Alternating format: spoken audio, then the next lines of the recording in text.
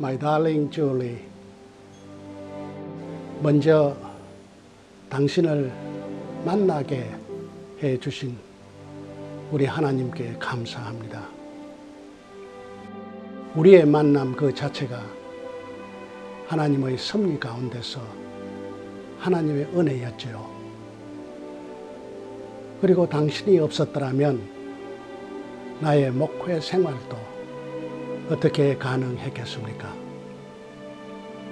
당신의 사랑과 당신의 이해와 당신의 격려와 지원이야말로 나에게 절대로 필요했습니다.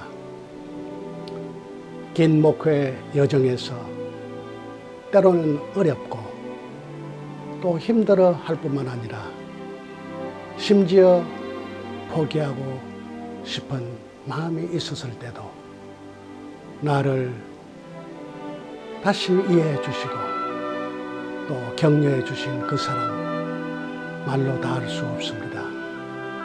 사실 기나긴 목회 여정 가운데 많은 가정을 방문하고 또 많은 분들에게 도와준다고 시간을 보내면서 정작 당신과 우리 자녀들을 위해서 시간을 많이 보내지 못한 것 마음에 아쉽습니다. 이해해 주세요. My sweetheart darling, I love you. May God bless you and bless our children. 고마워요.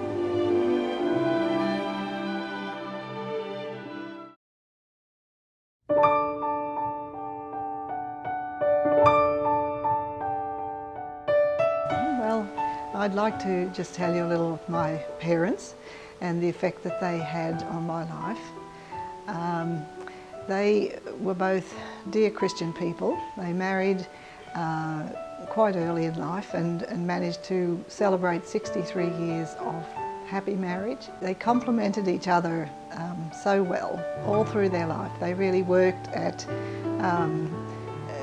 cooperating, understanding and being best friends as well as anything else.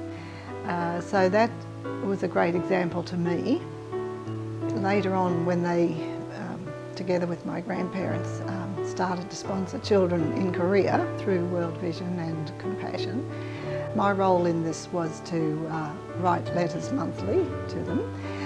The one that I remember with great fondness was little Park Hae-man, and he had a really wide grin and just he seemed to have a really outgoing personality, and that would come through in the letters that he would write. He had an effect on my life, and I just thank him for it.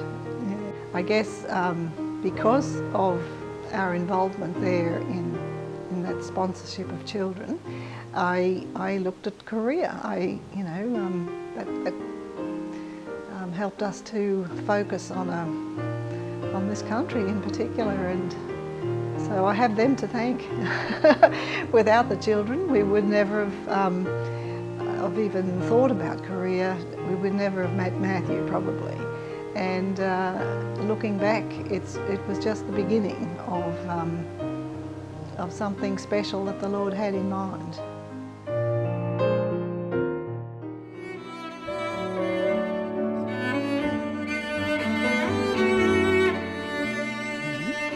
My first impressions of Matthew, I think he came across as a very warm, really warm personality, very outgoing. I loved the way that he could find pleasure in simple things, and he could turn just an ordinary activity into something that was lots of fun. I was impressed by his story of his life so far and what he'd achieved. So, yeah, very impressed. We decided to get married after a lot of prayer and a lot of deep thought about it, because of course our situation was not usual. In the 60s, interracial marriage was very rare. I think my parents, though they loved Matthew dearly, they were concerned for our children that we might have, and that there would be racial discrimination.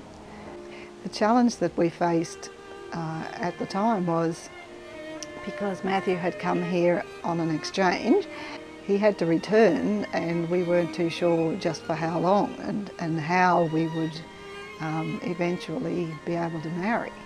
At that stage in the 60s, you couldn't just invite him back as my fiance. He had to be invited by government or church or something. So that presented quite a challenge as to how he would come back and when. So I think more importantly, than any other challenge, that was the one that concerned us both.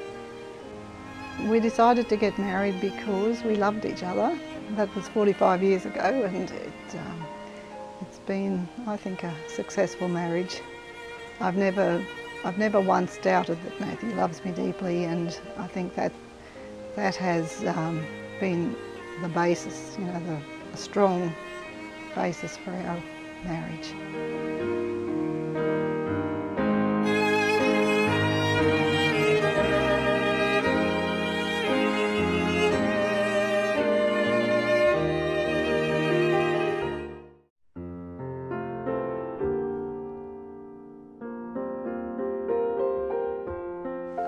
I think fundamentally it's got to be supporting your husband.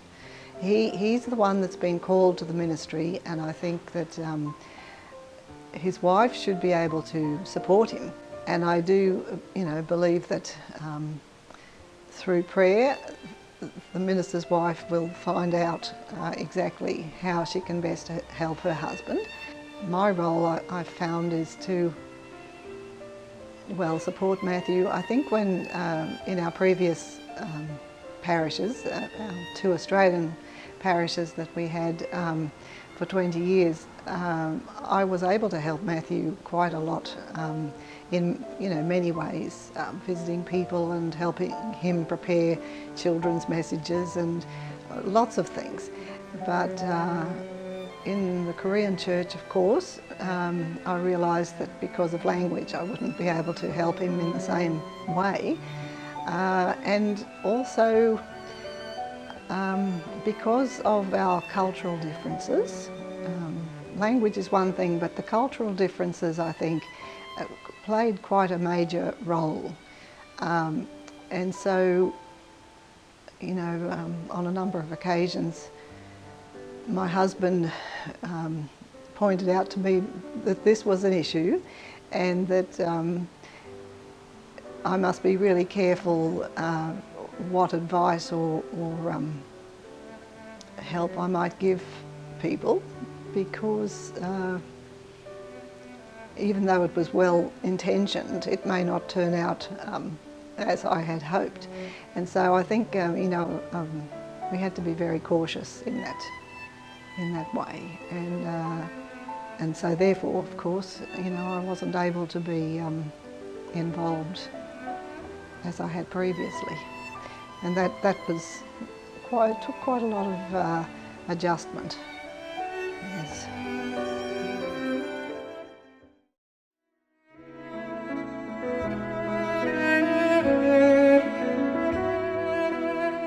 Well, I'd like to take this opportunity to thank our Korean congregation for the love and all the generosity that you've shown to us over the last 30 years. It's just been absolutely awesome, and I do thank you so deeply for it.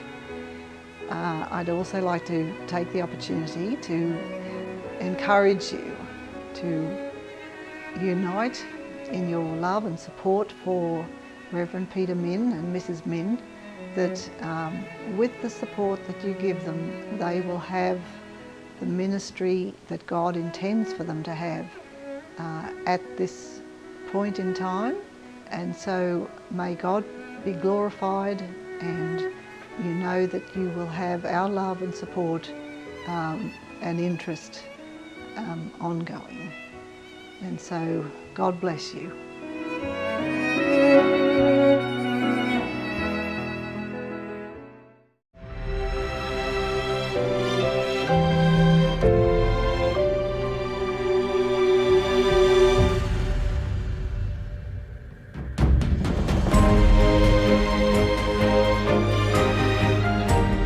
It was God's providence that led Pastor Godfried Houseman to Brisbane as one of the first 11 free settlers.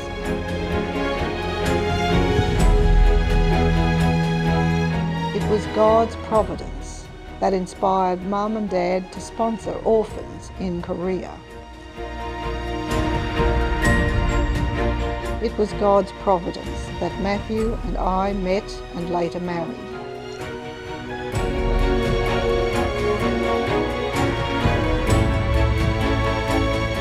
Looking back over 45 years, it is exciting to realise that we have played a small part in the providence of God.